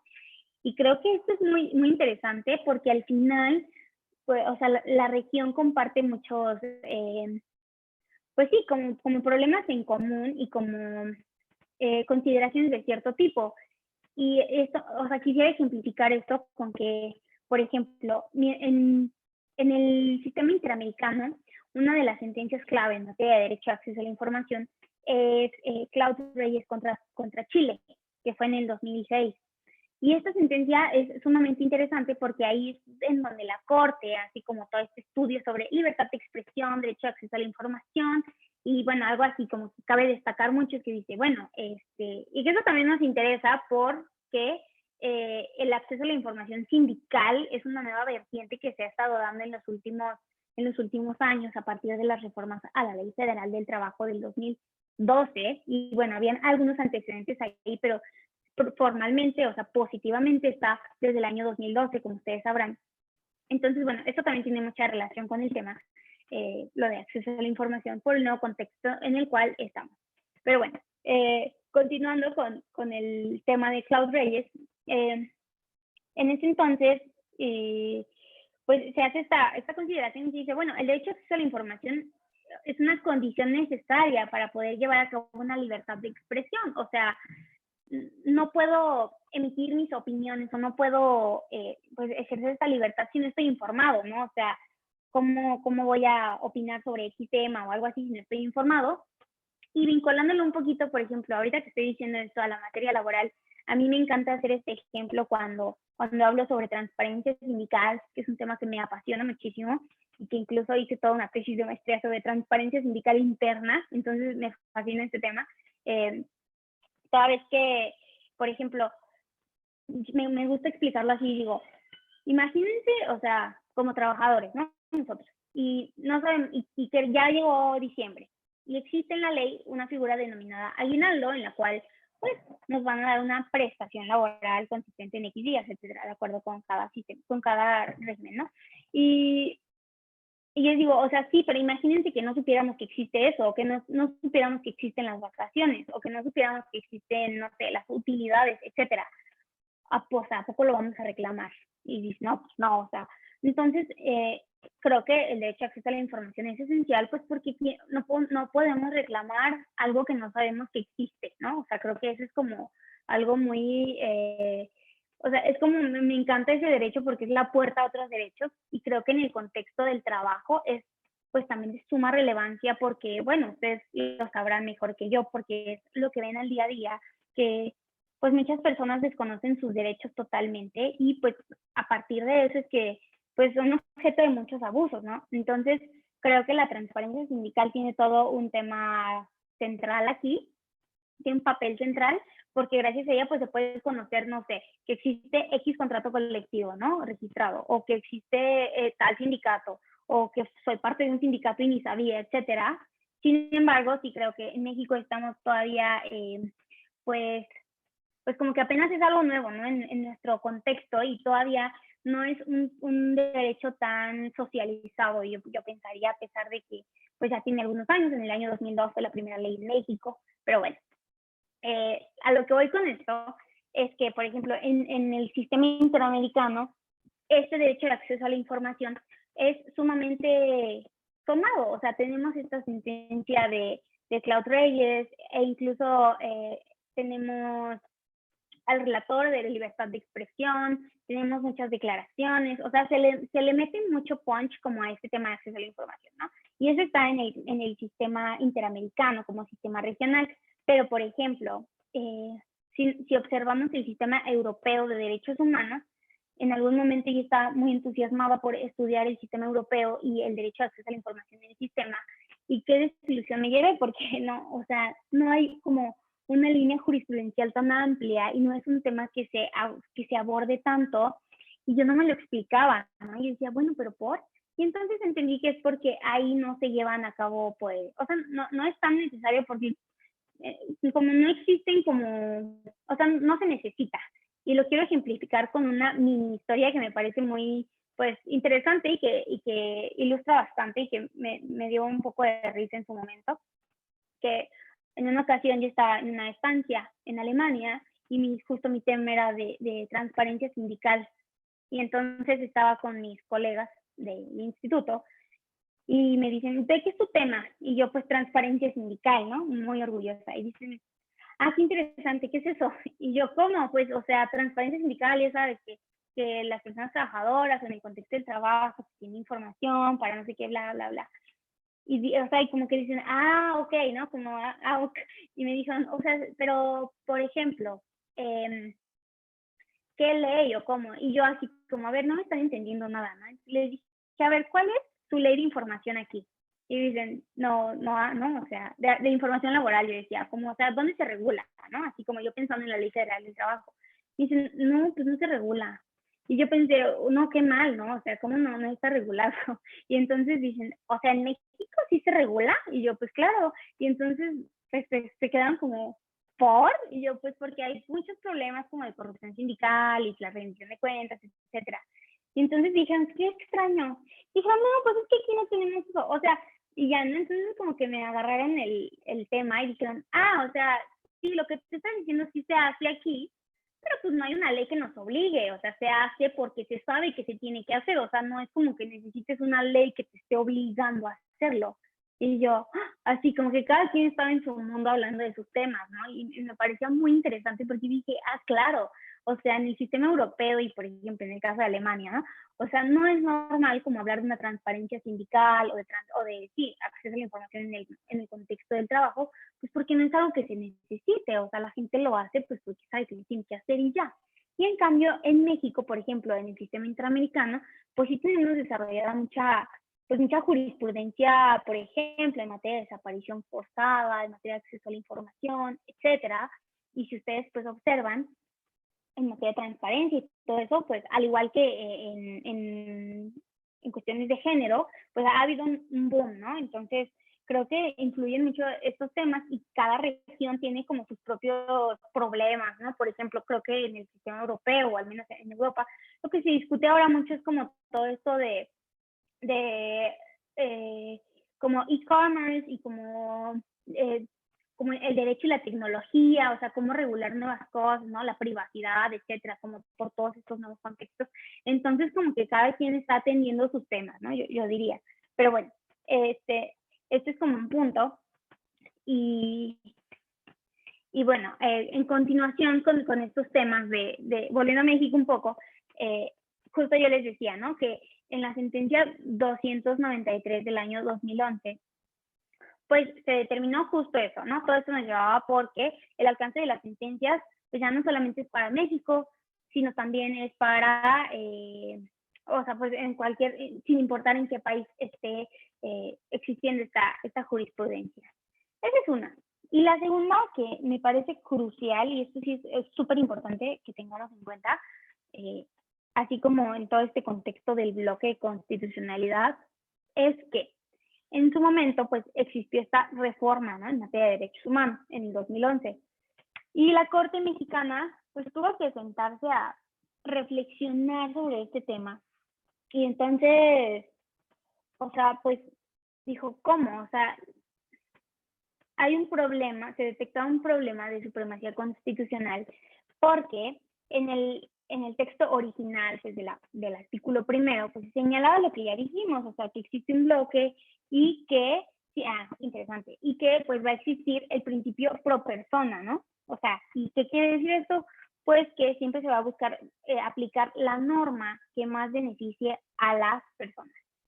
Y aquí hubo un problema porque mientras que, por ejemplo, en México se permitía la figura del arraigo, o sea, de una interpretación del sistema interamericano, pues se podía advertir que esa era una figura que estaba prohibida porque violaba tu derecho a la libertad, ¿no? De libre tránsito, por ejemplo. Entonces, habían varios puntos en los cuales también, por ejemplo, en materia de estabilidad en el trabajo, mientras que en México hay normas que coartan este derecho o que no le reconocen este derecho a ciertas personas trabajadoras, pues a otras sí se las reconocen, ¿no? Y en el marco del sistema interamericano, pues no tendría que haber una distinción, o sea, se reconoce a todas las personas el derecho a la estabilidad laboral. Y pues ahí empezaron a haber ciertas fricciones, ¿no? En donde la Corte Mexicana dijo como, o sea, ¿cómo? ¿Qué va a pasar en estos casos, ¿no? En donde exista una contradicción. En donde no exista contradicción, pues nada, solamente se aplica la norma que más favorezca a la persona, ¿no? O sea, si no hay ninguna contradicción, sin ningún tema se puede aplicar la norma que más favorezca ya sea en materia de derecho internacional o derecho doméstico, ¿no? O sea, bien. Pero, ¿qué pasa cuando se contradicen? Y ahí la Corte pues hizo un estudio en su momento para determinarlo y la conclusión fue que cuando exista una contradicción, tendrá que prevalecer la Constitución. Es decir, en este caso que yo les decía, ¿no? Por ejemplo, arraigo, ¿no? Yo creo que ese fue como el hecho generador. Entonces, si la Constitución prohíbe y el Tratado Internacional permite, ¿cuál va a prevalecer? O sea, por ejemplo, si los dos permiten y uno incluso permite un poco más, no hay ningún tema. Pero si uno prohíbe y el otro permite, ¿qué pasa? Y entonces ahí la Corte Mexicana dijo, pues va a prevalecer la Constitución, porque atendiendo al principio de supremacía constitucional, el tratado no puede estar encima. Entonces, bueno, esto a muchos derechos humaneros pues no les gustó, porque se sostenía pues que ya era muy claro, ¿no? El contenido del artículo primero y que no había necesidad de llevar a cabo esta interpretación, pero pues al final sí se llevó a cabo. Y esto fue lo que se concluyó. Y entonces ahí la Corte dice, entonces, cuando esto suceda van a existir parámetros de regularidad constitucional y este es como el parámetro que se debe seguir en lo sucesivo, que si hay contradicción necesariamente deberá prevalecer la Constitución. Y ya, así se resolvió todo este problema. Así que yo les cuento del arraigo, de la estabilidad en el empleo, etc. Entonces, bueno, a partir de esto, pues fue que inició todo un nuevo contexto en el marco del derecho pues, constitucional, pero que también impacta en el derecho laboral, por ejemplo, ¿no? Entonces, bueno, esto es algo que me parece esencial, que todas y todos los abogados tenemos que conocer, o sea, esencial en materia constitucional, pues porque es ya todo un nuevo panorama, ¿no? O sea, ya no se trata, desde mi óptica, yo creo, y bueno, de acuerdo con todo lo que les he estado contando el día de hoy, ya no es nada más ver la Ley Federal del Trabajo y ver qué regula y ya, sino que ya hay todo un trasfondo en materia de derechos humanos, pues que prevé estas situaciones. Entonces, bueno, lo siguiente es que, ¿por qué esto es importante? Y es justo lo que les vengo comentando, ¿no? O sea, porque me parece que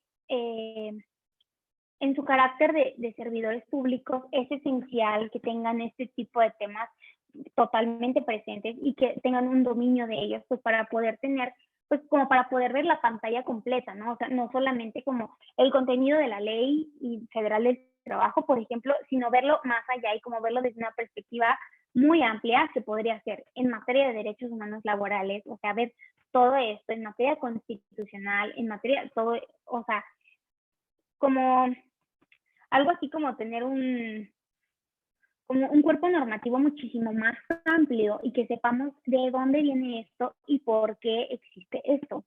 Entonces, bueno, ¿alguien tiene alguna duda o comentario hasta el momento? ¿No? Bueno, entonces, en el marco de, pues esto se da en el marco del sistema interamericano, ¿no? Pero, por ejemplo, antes de pasar como al tema, pues ya más de la reforma, etcétera, que como yo les contaba, el día de hoy a mí me interesa que podamos ahondar en temas, pues como un mapa general, ¿no? Que ya les digo, bueno, el sistema interamericano, bueno, más bien, sistema universal y hay sistemas regionales y también tenemos un sistema interamericano, pues que bueno, justo el impacto del sistema interamericano en nuestro país pues es altísimo, como ya lo vimos, por cómo son vinculantes las sentencias y pues que eso nos lleva a que ya no solo podemos verlo en lo individual o verlo de una manera como tan positivista, yo diría, ¿no? Como de aquí dice esto y esto es y ya. Entonces, creo que la intención con esto que les he estado contando hasta el momento, pues es, sí, como llevar como una invitación como a ver la pantalla más amplia en su ejercicio, pues profesional, ¿no? Ya sea pues en cualquier escenario en caso de que sean abogados. Y aquí quiero hacer una pausa para preguntar si me pueden poner en el chat, por favor, si son abogados o si son como de distintas disciplinas, etcétera, porque me parece que eso sería muy útil, porque a veces el lenguaje puede ser un poco complejo. Entonces, abogada.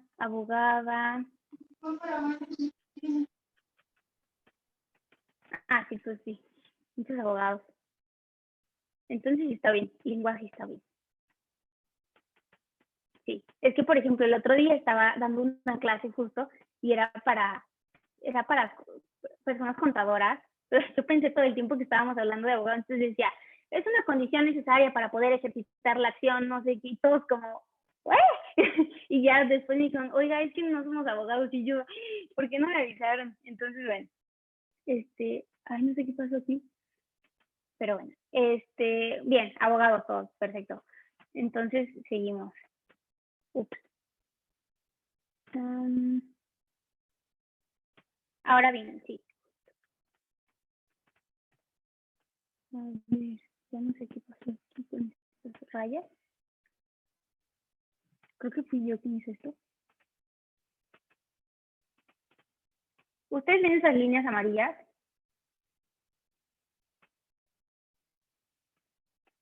Sí, ¿verdad? A ver, viene. Un segundo. Ok.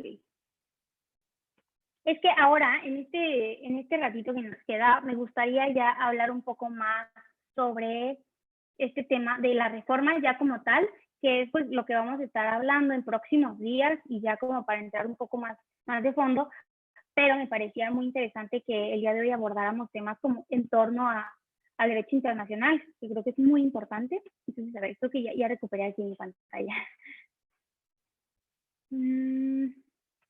Bien. Ya, no sé qué le piqué ahí. Entonces, bueno, ya entrando un poco más en materia, quisiera que el día de hoy pues tuviéramos un mapa sobre el tema de la reforma al sistema de justicia, la reforma laboral en México. Como ustedes saben, pues esta reforma que se dio a la Ley Federal del Trabajo en el 2019, en mayo del 2019, o sea, data de, bueno, más bien se deriva de la reforma constitucional del año 2017, que, bueno, vio como los parámetros generales que debían de seguirse, ¿cierto? En la reforma que a la ley secundaria se tendría que hacer, o sea, a la Ley Federal del Trabajo. En este sentido, es que la reforma, como ustedes saben, pues se divide en 3 ejes centrales, que son impartición de justicia, democratización sindical y en materia de conciliación. Ahora, algo de lo cual vamos a estar hablando en esta semana es de dónde vienen estos cambios, cuál es el antecedente de esto, no solamente hablando de la reforma, sino qué tipo de influencias tanto nacionales como internacionales han existido. Entonces, bueno, por ejemplo, en materia, o sea, me gustaría como llevar a cabo, o sea, por el tiempo a mí me gustaría como entrar un poco como en el tema, a reserva de que ya mañana ahondemos más en él, pero, por ejemplo, en materia nacional, hay un documento que es esencial para poder entender muchos de los temas que se dieron, que dieron pie a esta reforma, y es que se llevó a cabo la construcción de un documento entre diversas autoridades públicas, privadas, también, por ejemplo, el CIDE, la UNAM, el propio gobierno en México, etcétera, que se denominó Diálogos por la Justicia Cotidiana. ¿Y qué son los diálogos por la justicia cotidiana? Bueno, fue este documento en el cual se ahondó en los problemas que existían en materia de justicia, no en México, no solo en materia laboral, sino también en otras materias, tales como pues, civil, familiar, etcétera. Pero bueno, entonces se hizo como un análisis de qué era lo que, o sea, como los mayores problemas para a partir de ahí llevar a cabo las modificaciones normativas que fueran necesarias. Entonces, bueno, desde mi perspectiva también me parece que todos estos cambios, o sea, sí requieren de una base normativa fuerte, pero también creo que hay diversos factores porque seguramente ustedes pues van a estar muy al tanto, ¿no? O sea, creo que como el ejemplo clave para todo este tema de reforma es el sindicalismo, o sea, de las prácticas que pues han existido a lo largo de los años en materia sindical y que conllevan a mucha corrupción sindical. Entonces, por ejemplo, creo que a pesar de que existan muchas normas, etcétera, muchas veces va a haber como maneras de quererse saltar la ley, etcétera. Así es que a mí me parece que sí se necesita una base normativa fuerte, pero también una voluntad como de querer cambiar toda esta pues mentalidad que tenemos, ¿no? En torno al tema. Y creo que ese es uno de los grandes retos, además de pues, la implementación normativa que ya conocemos, ¿no? Entonces, bueno, volviendo un poco al tema de los diálogos por la justicia cotidiana, que les comento que es este documento muy importante, ahí se detectaron temas en diversos niveles, ¿no? Por ejemplo, en materia de justicia laboral, se dijo que, pues, el trabajo que se daba en las juntas de conciliación y arbitraje, pues, se encontraba muy rezagado y que me parece que a la fecha del corte de la reforma había un saldo de 430,000 expedientes sin finalizar. Entonces, pues, como que esa era una de las cosas que evidenciaba la necesidad de cambiar a un sistema más eficiente, ¿no? Y justo como yo les decía, que es un gran ejemplo es el de materia sindical. Creo que pues sí, es uno de los más grandes problemas que existe en el mundo del trabajo, porque en los diálogos por la justicia cotidiana se señalaba que en materia de democratización sindical era necesario evitar y erradicar este problema de sindicatos de protección, ¿cierto? O sea, era un tema que se notó que era sumamente recurrente y por lo tanto habría que hacer algo para cambiar esto. Por un lado, los sindicatos de protección y por otro lado, la extorsión por parte de los propios sindicatos. Entonces, estos fueron como algunos de los problemas más grandes. También, por ejemplo, al interior de las organizaciones, ¿no? Como una falta de rendición de cuentas, de transparencia, etcétera.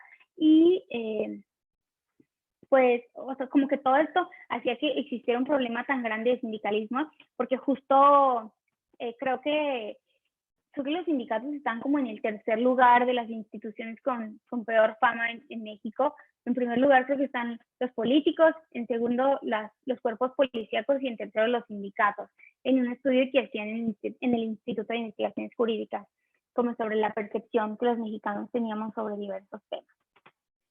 Entonces, bueno, esos son algunos de los puntos que se dieron en materia de democratización sindical y en materia de conciliación, que tengo entendido que es como el área en la cual pues va enfocado más todo esto para ustedes por su actividad cotidiana, pues justo, ¿no? Como que se detectó que no se estaba aprovechando al máximo la figura de la conciliación y eso se podría apreciar justo en el reflejo de los expedientes que se tenían en proceso en las juntas de conciliación y arbitraje. Entonces, bueno, ahí se detecta este problema y dicen, no, es que, ¿sabes qué? O sea, la conciliación es un tema que como que se le puede como sacar más jugo y con el cual se puede como aprovechar mejor esta figura tan importante, pues para evitar tener tanto pues rezago de expediente, tantos procedimientos jurisdiccionales por una parte y por otra parte evitar pues que lleguen a juicio, ¿no? Y tal vez podríamos ir como mejorando las relaciones laborales, todo esto, si se le diera un lugar más estelar a la conciliación, que justo fue hacia donde se encaminó todo esto, ¿no? O sea, que por ejemplo, como ustedes saben, y como aquí todos somos abogados, sí van a entender mi comentario de que un prerequisito para ejercitar la acción es agotar la etapa preconciliatoria y claro, entonces como que o sea, esta medida se toma para poder ir, como para darle el lugar que la conciliación pues amerita en este contexto y evitar pues tener todo este rezago, ¿no? Independientemente de que en lo sucesivo pues la impartición de justicia laboral, como ustedes saben, se va a llevar a cabo en los tribunales laborales del Poder Judicial Estatal, ¿no? De acuerdo con cada marco competencial. Entonces, bueno, estos son como, a grosso modo, como ustedes ya saben, y bueno, tengo entendido que Querétaro es parte de la segunda etapa, ¿cierto? Entonces, creo que en este año están implementando la reforma y pues habrá que ver, digan en la Ciudad de México ya hasta tienen una certificación, no, Estado de México, ya como ellos fueron de la etapa 1, bueno, pues ya tenían como su certificación de que lo habían hecho muy bien. Aparentemente habrá que ver si continúa de esta manera. Entonces, bueno, ¿alguien tiene alguna duda o comentario hasta el momento?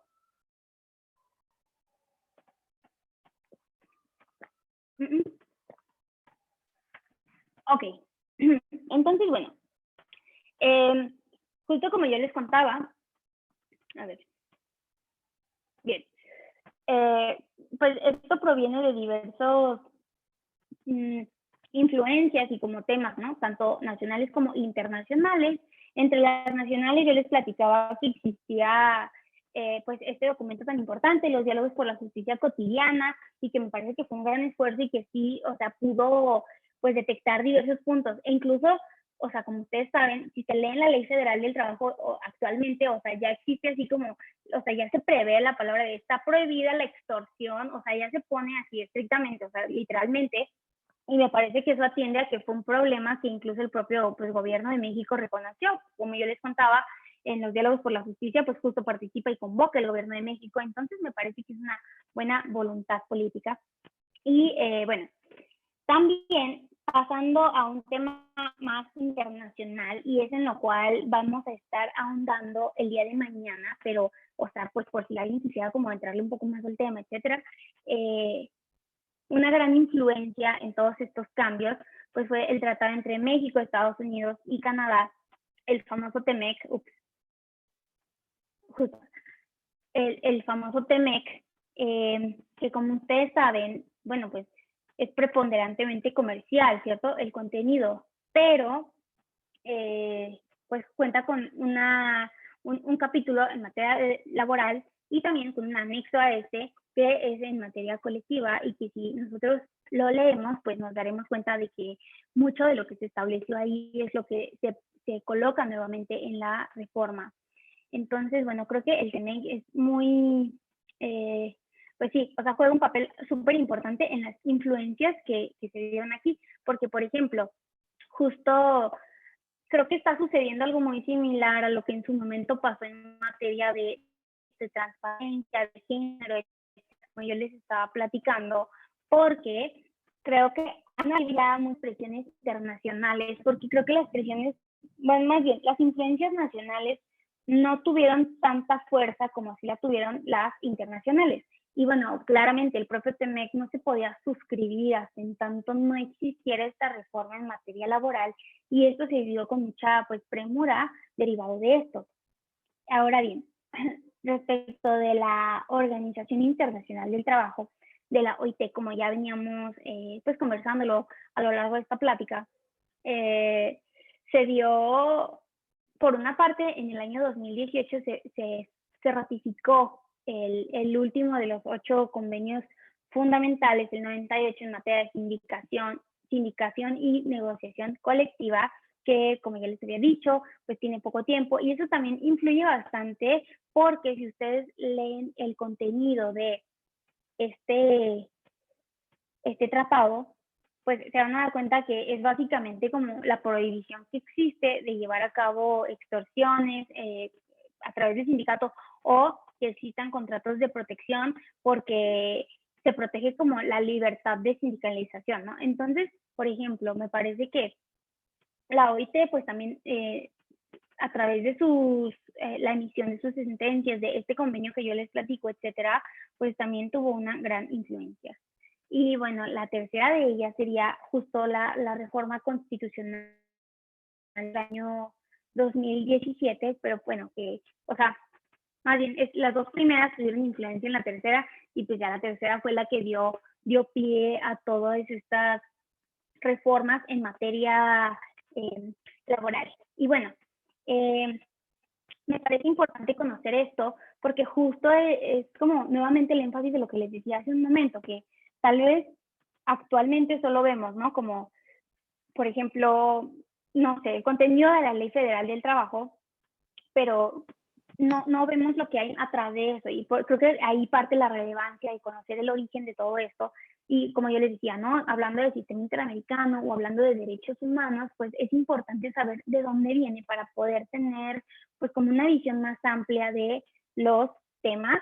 Y creo que independientemente de conocer, por ejemplo, las exposiciones de motivos, etcétera, pues me parece que actualmente es de suma relevancia pues también conocer como los contextos sociales y políticos que llevan a todo esto, ¿no? Por ejemplo, lo que yo les cuento de que el TEMEC no se suscribe hasta que México no lleve a cabo sus reformas en materia laboral, pues porque a los dos otros estados que participan en este tratado, pues no les conviene, ¿no? Como la normatividad actual, etcétera, todos esos temas. Y pues, y también me parece que este tipo de influencias hacen que México pues se posicione mejor, porque justo yo les decía, ¿no? A partir del campo algodonero, etcétera, se dieron muchas reformas en materia de género. Posteriormente, a partir de también presiones internacionales otra vez, fue que se dieron diversas presiones para tener una legislación más fuerte en materia de transparencia. Ahora bien, lo mismo me parece que está sucediendo en el contexto laboral, y que es algo necesario que se tiene que abordar, ¿no? O sea, sí me parece que de acuerdo al contexto, pues, social que en su tiempo existió para que tuviéramos, pues, una regulación de las relaciones laborales como las teníamos hasta ese momento, estuvo bien, pero creo que los tiempos están cambiando exponencialmente, y que también, pues, estar en esta nueva globalización, pues ya no nos da para continuar con el tipo de relaciones que se venían dando previo a, por ejemplo, reforma en materia de derechos humanos, etcétera. Y esto me lleva a querer, pues, por ejemplo, a ejemplificar con esto. Ustedes saben que hoy en día está muy sonado este tema de las relaciones laborales con, si se les considera más bien trabajadores o no, a las personas que laboran a través de plataformas, ¿no? Por ejemplo, Uber, Rappi, etcétera. O sea, creo que esto me parece esencial para poder identificar mejor como el contexto en el que estamos, y creo que no solamente en materia de justicia laboral, sino en otros escenarios. Por ejemplo, reforma en materia de teletrabajo, que estuvo pues totalmente impulsada por toda la pandemia que estamos viviendo, pero a partir de la declaración de emergencia sanitaria, pues es que se da esto forzosamente, ¿no? Y bueno, esto para que, o sea, pues casi que el COVID como que le echó un empujoncito a las relaciones laborales para tratar de ir un paso más adelante, porque no sé si ustedes sepan, pero esa reforma, por ejemplo, en materia de teletrabajo, estaba en el Congreso desde el 2018, pero estaba totalmente ignorada, y no fue sino hasta que se declaró la emergencia sanitaria por el brote del COVID, que se retomó, y entonces, bueno, salió en diciembre, no, se publicó el decreto en enero, pero en diciembre fue el dictamen en el cual, bueno, se aprueba, ¿no? El contenido, y justo se soluciona esto, nuevas formas de trabajo, que la gente pueda estar más tiempo con sus familias, etcétera. Y, por ejemplo, hay un caso también muy interesante que me parece también relevante señalar, que ejemplifica como la necesidad de que estemos frente a nuevas formas de trabajo, y es que otra vez en Alemania existe bueno, todavía no está registrado formalmente, pero por ejemplo, existe un sindicato de YouTubers, o sea, un grupo deben ser tratados como trabajadores en el contexto de pues las actividades que hacen, que están como pues laborando para la plataforma y etcétera. Entonces generan un sindicato y se unen con un gigante del sindicalismo europeo que se llama IG Metall. Entonces IG Metall pues los cobija porque el sindicato de YouTubers se llama The YouTubers Union, que bueno, es en inglés, ¿no? Sindicato de YouTubers, o sea, así se autodenominan ellos. Entonces, ellos no están registrados formalmente, pues porque el contexto laboral actual sí ha avanzado, pero todavía no les da como para ya contar con un registro formal de que son un sindicato de YouTubers, ¿no? Entonces, muy brillantemente, como que, o sea, lo que hacen es que se cobijan en un gigante del sindicalismo europeo que se llama IG Metall, que es el sindicato más grande de Europa, que cuenta con millones de miembros. Entonces, bueno, lo que hace es que IG Metall, pues, toma, bueno, sí, como que cobija a The YouTubers Union y los apoya en su pues pliego petitorio, ¿no? Que le hacen al empleador, que en este caso sería Google, ya que es el dueño de YouTube. Y entonces, pues gracias a esto, un sindicato que no está registrado formalmente logra negociar con Google y YouTube y entonces dice, bueno, está bien, te reconozco algunas cosas, etcétera. Y bueno, según, o sea, este caso data del 2019, pero actualmente el estatus es que The YouTubers Union ya está buscando, pues, formalizarse, ya contar con un registro formal y ya no estar, pues, bueno, supongo que sí va a seguir cobijado en IG Metall, porque al final fue el acierto que tuvieron para poder llegar tan lejos, pero aquí el punto es que ahora The YouTubers Union está buscando generar alianzas y traer a su sindicato a todos los trabajadores de plataformas, por ejemplo, trabajadores de Uber, de Rappi, etcétera, ¿no? O sea, como que esto me parece como muy impactante porque son como nuevas formas de sindicalización y creo que este tipo de reformas, por ejemplo, como de las cuales, bueno, el objeto de esta capacitación, o sea, creo que son necesarias para poder hacerle frente a las nuevas realidades, ¿no? O sea, porque estamos viendo ya, por ejemplo, como sindicatos de YouTubers, ¿no? O también otro caso súper interesante, que también creo que es una gran novedad en el marco del derecho laboral, es el del reconocimiento que ya se les da, por ejemplo, en Reino Unido a los conductores de Uber, ¿no? Esto está buenísimo, o sea, si me da tiempo de contárselos, es que está increíble. En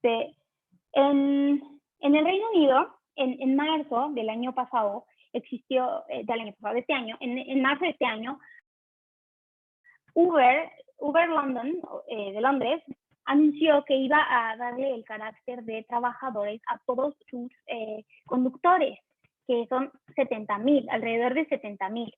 Y eso se vio como una gran pues conquista por parte de los trabajadores de Uber porque pues ellos buscaban como este reconocimiento, ¿no?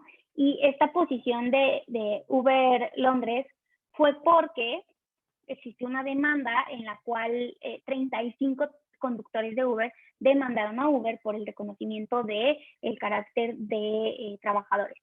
En ese momento Uber lo negó en el tribunal británico y este caso llegó a la Corte Suprema de Reino Unido y ahí se determinó algo súper interesante y es que en Reino Unido, miren, esto está buenísimo. La ley laboral de Reino Unido reconoce a 3 tipos de trabajadores. O sea, por una parte reconoce a los autónomos totalmente. Luego reconoce a los subordinados. Y que creo que así estamos en México, ¿no? O sea, o eres o no eres.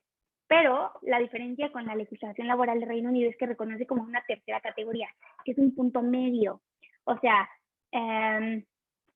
en inglés sería, el punto medio se le dice worker, mientras que al que sí es trabajador subordinado 100% se le dice employee. Entonces, la diferencia entre uno y otro es que el punto medio sí tiene reconocidos algunos derechos laborales, pero no todos. Por ejemplo, sí tiene derecho a vacaciones, pero no tiene derecho a la estabilidad laboral, etcétera. Mientras que el employee que es el trabajador, pues 100% trabajador, por así decirlo, sí tiene reconocidos todos los derechos. Entonces, en este caso, la sentencia de la Corte Suprema Británica fue: los conductores de Uber entran en la categoría media, o sea, deben ser considerados como workers. Entonces, en este sentido es que sí tienen algunos derechos. Por ejemplo, estabilidad laboral no, pero sí derecho a, no sé, vacaciones o incluso a tener un fondo de pensiones, etcétera.